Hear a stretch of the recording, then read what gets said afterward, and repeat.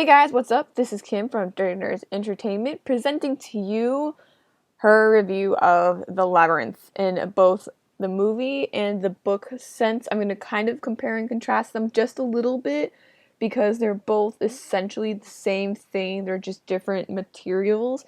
And then I'm also going to be giving you not a vague idea, but some idea of the plot. I'm going to try to not spoil anything too much until the very end at least.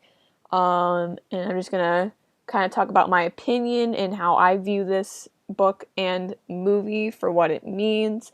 I'm gonna go ahead and say this now. I really like watching the movie. I really enjoy it.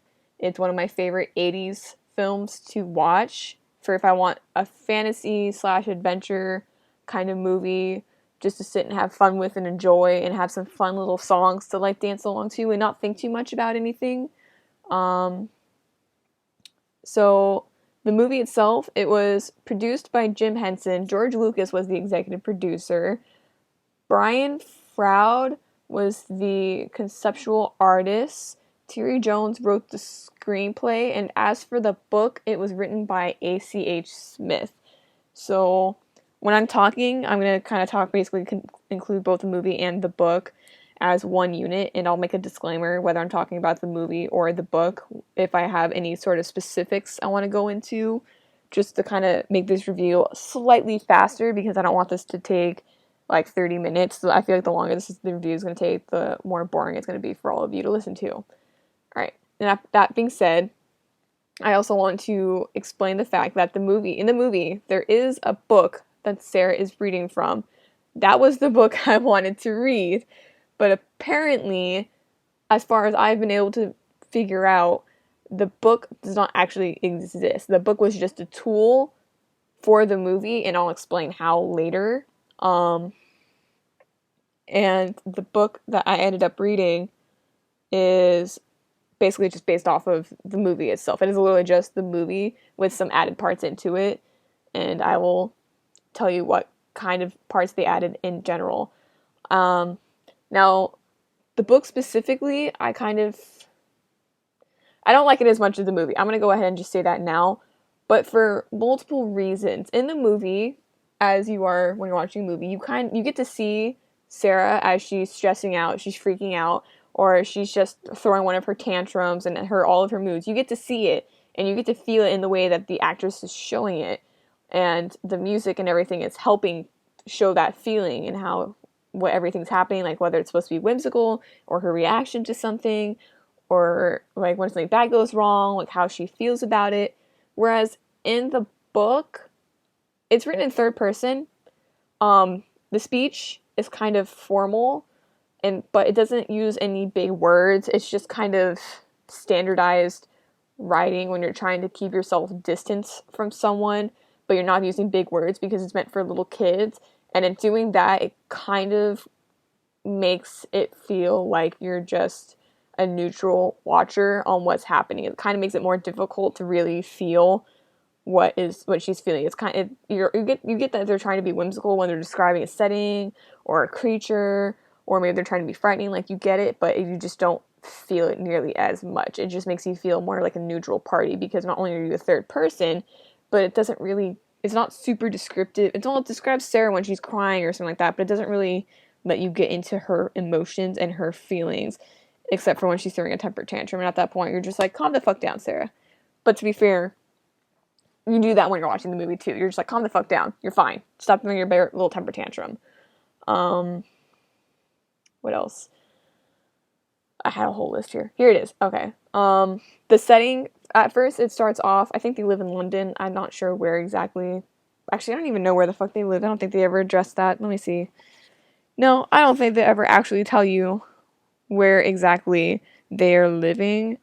I, for some reason, assume it's England, and I'm going to blame that on Bowie. But yeah, I'm blaming it on Bowie and his accent. That's why I'm saying it's probably in England. Britain, England. I can't remember which is which. Someone's going to yell at me. No, I don't care. But later on, after she gets to her home, it transforms into the underground, which is basically what the fandom refers to it as.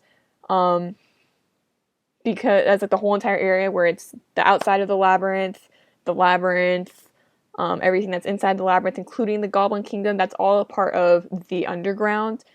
I'm assuming that they say that because in the movie, one of the songs, basically Bowie says something along the lines of like underground, you're going to underground or some bullshit. I don't remember, and I'm not gonna look it up because you can watch the movie and you can enjoy that song for yourself. It is fun to listen to all the songs, and David Bowie singing. Pretty sure David Bowie sings all of them, and it's fantastic. And some of the music videos based off of some of the songs they did are also fun to watch, and they also include underground creatures. And so I'm just gonna go ahead and say that it's underground, because that's basically the consensus that the fandom has at this point, is that it's underground. Super duper imaginative, I know. It's like Underland or Underworld or Wonderland, but you know what? We're just gonna skip past that little point right there and continue on. So the book and the movie, the thing about these is that they don't have any legit symbols going on.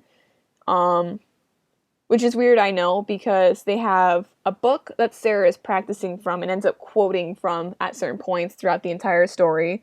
There's also glass balls. Shut up, you in the background. I can hear you giggling to yourself. It's not that funny to say. There's an MC Escher painting. Relativity, I believe is what it's called. And I don't mean like there's a painting on the wall. I mean they're basically inside a real-life MC Escher painting, which is always fun to see, because especially the way they used it at the end of the movie. It's also a song, and it's also one of my favorite songs. There's also a peach that Sarah takes a bite out of and basically gets high off of, or I'm just going to say she gets high. She basically gets high. That's what it seems like. That's what it looks like. I'm pretty sure that's what they're referencing, is getting high off of a peach. She got the date rape drug in a peach or some shit. Fuck you, Jareth, for doing that. But, no one ever said he was a nice guy. One of the characters, Hoggle, also has marbles that he loses at one point because Sarah takes it from him. Go ahead and laugh about that. Haha, Hoggle lost his marbles. He's crazy now. It's really not that funny. It's kind of weird, actually. But the thing about all of these items is that they're all things that are kind of being used by someone. Most of the time it's Jareth fucking with Sarah. But that's it. There's really nothing else to them other than that. And I guess you could kind of look into them, but like I said, they're all kind of being used, and they're the only items that are like super duper focused in on. So really you kind of have to take the entire movie or story itself as a symbol, let me just say this, a real person, how they might handle the struggles that they are experiencing in life, and I will explain that later. Why it is that may as well just be the symbol itself as the entirety of the story, because other than that, I really didn't see anything worth being represented as a symbol. Alright, now, I remember now why it is. I'm pretty sure they're in England. It's because they have that fucking bell system that England has that is dumb. I'm an American, it's dumb. But I guess it's useful if you don't carry a watch. But it's also not useful because now people have watches and phones and shit anyways. So, on that. The storyline. It starts off, Sarah is in the park practicing. She is basically reciting a book and acting out as the protagonist of the book. And she's struggling to recall lines in it. So that's basically one frustration that she has, because apparently according to the book, she is really good at remembering poems and lines and stuff like that because she's a natural actor. But for some reason, this book is the one thing she struggles with. And that will come around later on in the story why it is she's struggling with it. Or rather, not why she's struggling with it, but it's just dumb. It's dumb. I'm going to say it now. It's dumb. And the clock rings, and over in the Big Ben or whatever the fucking clock it is, and she realizes that she's late to babysit her little brother, Toby. And it starts raining, and she's, like, freaking out, and she's, like, running home, and it's raining, and she's wet, and so is her dog, Merlin, who's the cutest little dog ever. Not little, he's pretty big. In the movie, he comes back later as a Steed for Sir Didymus, which is fucking funny. He calls the dog Ambrosia, though. That's the only difference. I don't know how they got away with that, but it's fucking funny. And basically, her mother's all like, "You're late, blah, blah, blah. How do you know? You never ask if I have plans." The mother's like, "I assume you would tell me if you had plans. Now fucking watch the baby. We already fed him and put him to sleep. really all you have to do is make sure that nothing happens. And their temper tantrum / fight that they do, like, it's kind of a fight, it's kind of not. She just throws her temper tantrum because she has no way to describe her frustration, and her parents just kind of, for the most part, ignore her, which is kind of shitty because the dad's like, Sarah, are you okay? Okay, well, we're gonna go on our date now, bye, and they leave. And she even, like, in the book will be, well, in the movie too, but in the book she kind of, like, goes a little bit more all out about it, where she's like, you really broke down the door, you really wanted to talk to me, didn't you? As in, like, no, you didn't really want to talk to me, you don't even care about me, you didn't even, like, come in to kiss me before I said goodbye.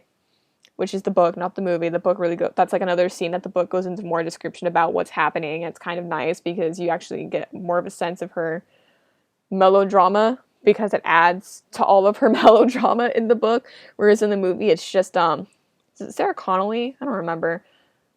I'm gonna look that up real quick. It's Jennifer Connolly, Sarah Connolly, Jennifer Connolly, and her acting, and she does a really good job. Like, she doesn't really go all out.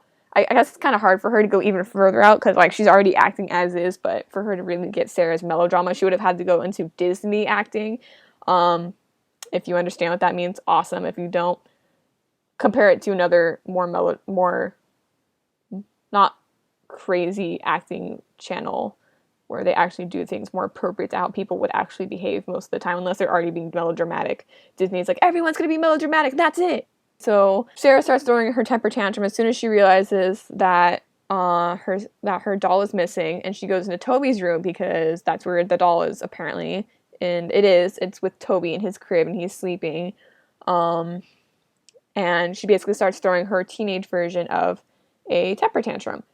And that basically turns into her not only referencing the book that she is acting out, but also basically wishing the Goblin King would come and take Toby away. She fucks up the lines at first. She's like, Goblin King, wherever you may be, please take this child of mine far away from me, which is the exact fucking wrong thing to say. The real proper line is, I really do wish the Goblin King would take you away right now.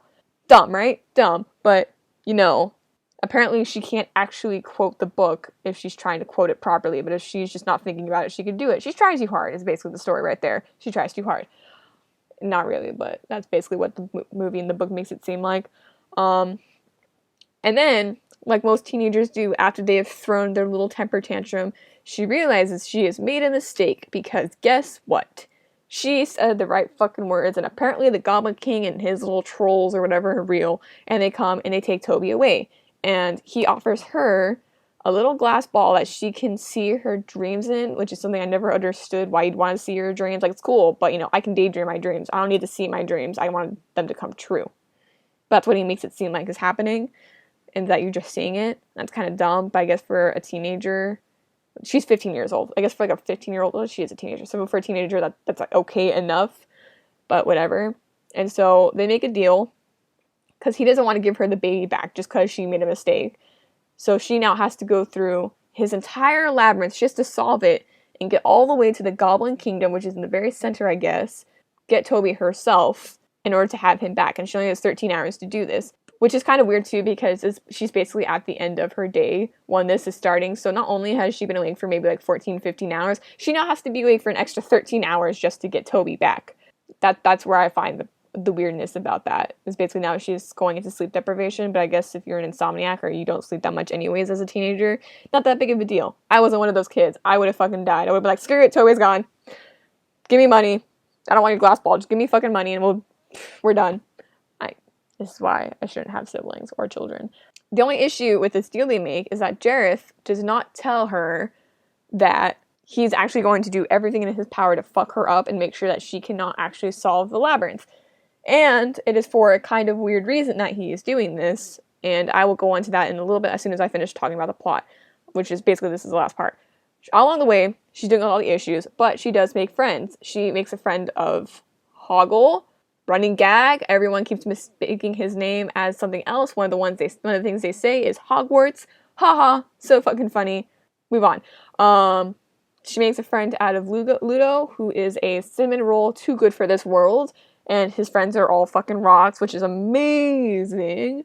And she also makes friends with Sir Didymus, which I honestly don't know if it's supposed to be a squirrel or a fox or a rat or a tiny little fucking chihuahua with a mustache, but he's there, and he has a steed, like I said earlier, named Ambrosia, which is really just her fucking dog, Merlin, from the beginning of this story. And it's amazing that they managed to get away with that, and it's really fucking funny. And they go through this entire labyrinth trying to solve all the issues that come along their way. Alright, that being done, I'm going to go into more of the spoilery part of this entire story. So if you just wanted a basic review, well, this would be most of it. There's another part, but I can't talk about that until after I talk about the spoilers. So you're going to have to wait for that one added thing about what it adds to the genre and whatnot.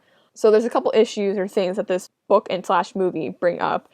The first of which being that Sarah has a lot of parental issues and probably friend issues going on, because her father and her birth mother had a divorce. And her birth mother basically walked out on her when she was really, really young. The book explains it more in detail about how her mother is an actor and she has a boyfriend or a husband, or I don't know what the fuck he's supposed to be, named Jeremy, and how she really loves them and she loves hanging out with them. But the way they make it sound like is that they never see her except for like her birthday, and they do something really cool and awesome, and then they basically ignore her for the rest of the time. But she wants to be like her mother. She wants to be an actress, which is also why she's always so good at reading like lines and remembering lines, and she wants to act, and she does that all the time, and she's super melodramatic, and she likes playing dress up and all that shit. Everything in her room, basically, and everything that the movie and book talks about kind of describes that. But she's stuck with her stepmother and her father's child, Toby. I'm assuming the father and the stepmother had a baby, Toby. And they go on a date every Friday night and leave her with Toby. And they never ask her if she has any plans. They never ask her to double check that it's okay if she babysits Toby every single Friday night. They don't seem to ask her why it is she doesn't ever make any plans with her friends on Friday nights. It doesn't seem like she ever actually hangs out with anyone or has a boyfriend or a date or anything. They're just like, oh, or the someone's like, I would like it if you had some plans. I would like if you had like a date with a boy, but I'd assume if you did, you tell me. And Sarah's like, well, you never ask. And it's like, you don't ask about my life. You don't ask me why I don't have these things. You don't talk to me. And I don't know how to explain my frustration over all of these things since you won't talk to me. And even the father's like that, where after her and her stepmother fight before they leave, he's like, Sarah, are you okay? Okay, well, we're going on our date. Bye. And he leaves her. And he doesn't give her a kiss on the forehead goodbye like he used to do. He doesn't actually go in to be like, look, Sarah, just tell me what's wrong or anything. And that's another frustration. And even though she loves Toby, she feels like he's getting all of the love and attention. And he even though he has so much more than she already did, and I'm assuming that means his birth mother and his birth father, both with their giving him love and affection, and even an older sister, none of which she doesn't really have. She just has the stepmother and her father, who don't really give her any attention, and she just has her things. And so it's like they give her things, but they don't really give her what she wants, which I'm sure is an issue a lot of kids and people have had issues with, where they feel like the parents just buy and give you stuff, but then otherwise leave you alone, and they won't actually talk to you in the way that you need to be talked to or talked with. And so she's just frustrated over everything. It seems like she has no friends. It seems like she isn't really getting the attention she needs from her parents. And it seems like she isn't getting the freedoms that she needs or wants. And so all that's just basically being a source of struggle for her and frustration, which basically leads into the one thing I feel like this movie and book really bring to the genre of like fantasy adventure, and that it adds a sense of questionability. What do I mean by this? Well, the book that Sarah quotes multiple times, she's basically going through the entirety of the story of the book that she is playing out. She starts it when she tells Toby that she wishes the Goblin King would take him away right then. She continues it when she makes the deal with the Goblin King to go into the labyrinth. And she finishes it when she finally gets to the very end of the labyrinth. And she finally catches up to Jareth. And basically she's quoting the book that she was quoting at the beginning. And the words are, I'm literally staring at the book right now trying to find it. He's basically going like, I love you. I just need you to fear me, love me, do as I say, and I will be your slave.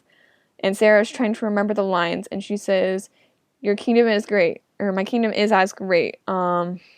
She's trying to quote it, and she basically ends it with, "You have no power over me," which is the number one line she keeps fucking up when she was trying to practice it in the very beginning of the book, which is why it makes it seem as though when after everything happens and she wakes up in her room and she realizes that she's home and Toby's home, and she woke up in her bed too. She wakes up and she realizes everything's back to normal, and she basically is super happy but also kind of sad at the same time, because of the fact of the matter is she's leaving her friends Hoggle, Ludo, Sir Didymus behind, and she still needs them. And basically they show up in the mirror talking to her, telling her goodbye, and she's saying goodbye to them, and she's like, "But I need you." And they're like, "Oh, well, in that case," and they're like, "Yeah, party!" And end of the movie. And with that kind of ending, in the whole entire progression of her referring back to the book that she was quoting multiple times, clearly quoting to and trying to quote and failing at it until she magically is able to at the very end, is why I think this entirety of the book, there's only one of two options. Either this is all really happening and Jareth is actually real in this story and he's actually teaching her a lesson, or she, in her melodrama and her reviewing of the book and her attempt to just escape from the frustrations of her life, like I'm sure most of us have done when we have made daydreams, we become the protagonist of a story where we have grown power, we make friends, people care about us and will talk to us about things, where we're smart or witty and we have our struggles, but we get through all of them, where maybe even the villain might be in love with us, which is another weird thing about this story. And I really just think that she is just daydreaming about the book, reminding herself either to calm herself down and to stop having a tantrum, or to remember that she needs to be the responsible one. She's not only the older one, and she's also not just a teenager going to adulthood, but she needs to be more careful about what she says or does to Toby, because she scares herself when she thinks about hurting him or being mean to him. And she really does care about him, even though she's frustrated with her life.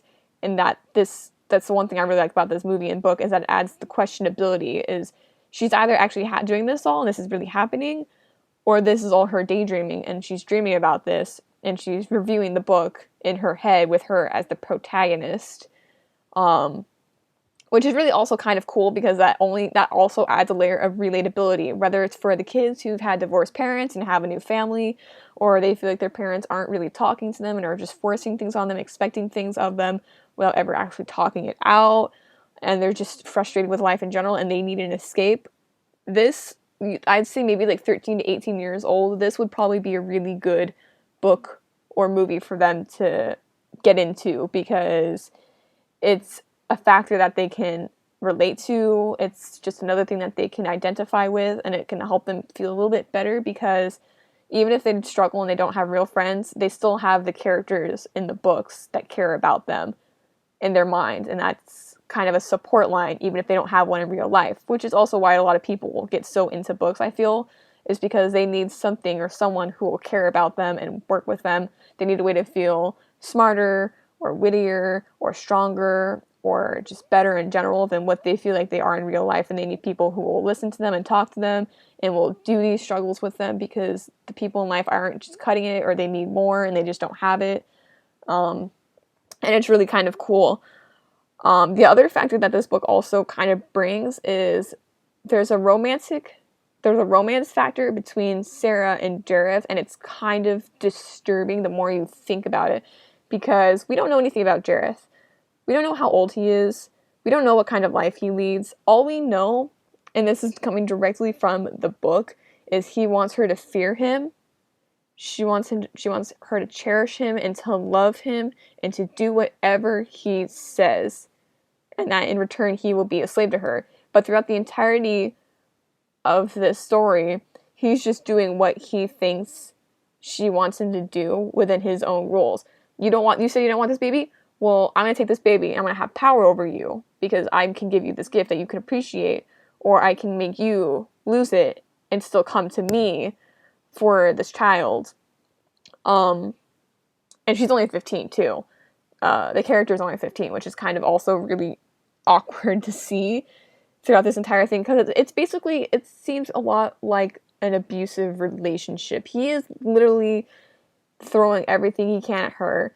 There's at one point where they're in a narrow corridor and there's no way for them to escape really until they find a way to escape, and he sends basically a kind of a tank at them. It's not really a tank, but it's basically a tank at them, the cleaners at them, to kind of punish them for lying and cheating to him, or lying to him when Hoggle told him that he was going to take Sarah back to the beginning, and they're like, no, that was not the deal, and they're fighting, and he's just like, well, I don't like where this is going, because you're making friends with Sarah, and you possibly are helping Sarah, and you're not doing what I want you to do. Here's this. And then he, like, poisons her with a peach, and then he basically takes her into the ballroom scene, and in the book, he even tries to kiss her, and she reacts badly because she is not interested in him. He says he's doing everything he does for her, but when it really boils down to it, he's just hurting her and making things more difficult for her for his own benefit, and that's really kind of abusive. And it's kind of nice that she's rejecting him throughout the entirety of this story and rejecting that sort of abuse. She refuses for that to happen to her, which is sad because not everyone has that option where they can really do that, and they don't have that kind of strength, or it's just they're trapped and they can't get out. But Sarah has a way out, and it's nice that she has a way out, and that in the end she really does win. But like I said, there's also the questionability, because he could just be teaching her a lesson. He could just be, I don't fucking know. There's so many possibilities because we don't know anything about Jareth, and that's fanfic fuel. If you read fanfiction like I do, and you've read fanfiction for this book and this movie, a lot of fanfic fuel for Jareth.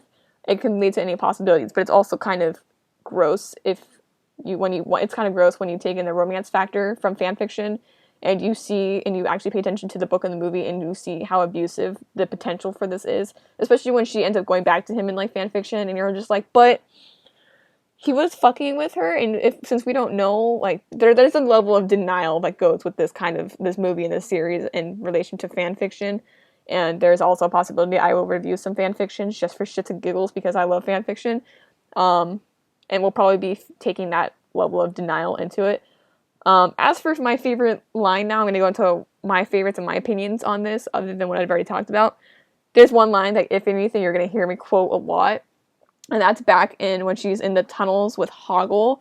And they come across him, and he's like, what are you doing? And they're like, nothing. And he goes, nothing, tra-la-la. That's my favorite fucking line, especially in the movie when he takes off the shit and he's like shaking it at them. He's like, nothing, tra-la-la. You're just like, oh my god. There's better lines in this movie, I'll admit. Like, that's not the funniest fucking line, but it's my favorite line, and I love it. If I were to rate this movie and this book, I'm gonna be honest, probably a 3 out of 5. The book would probably be 3 lies out of 5 badly written lines.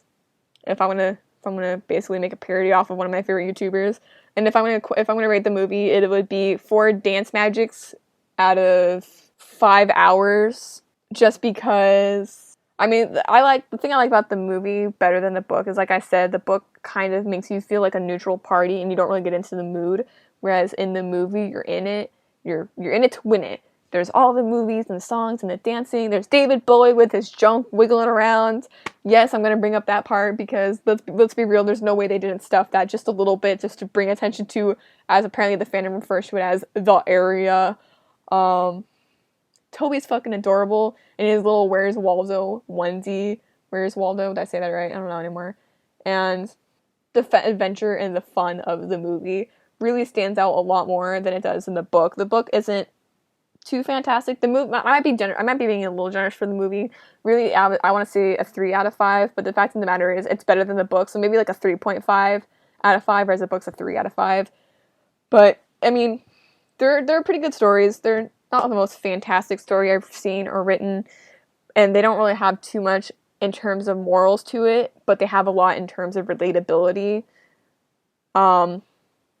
The book is kind of weird because it makes things a little bit more relatable because it explains more, but it's not nearly as entertaining as the movie is, and it really frustrates me because I want to like the book. The book has information. I like to have extra information on my characters, and it has that. But the movie doesn't. But the book's just so not as entertaining as the movie. It's not as memorable, I want to say, as the movie. Like, there's no, if I had read this book first, I'd probably been like, the movie is probably okay. I'm not really gonna go see it. And then I wouldn't remember the Labyrinth. I would remember the Labyrinth though as the movie, and the book would be like, okay. And if I was to recommend one over the other, it depends on what you're looking for. Because the movie is an easy, fun watch, whereas the book has more relatability to it for if you're struggling in life. So take it as you will. Those are my opinions, and this is my review of Jim Henson's Labyrinth.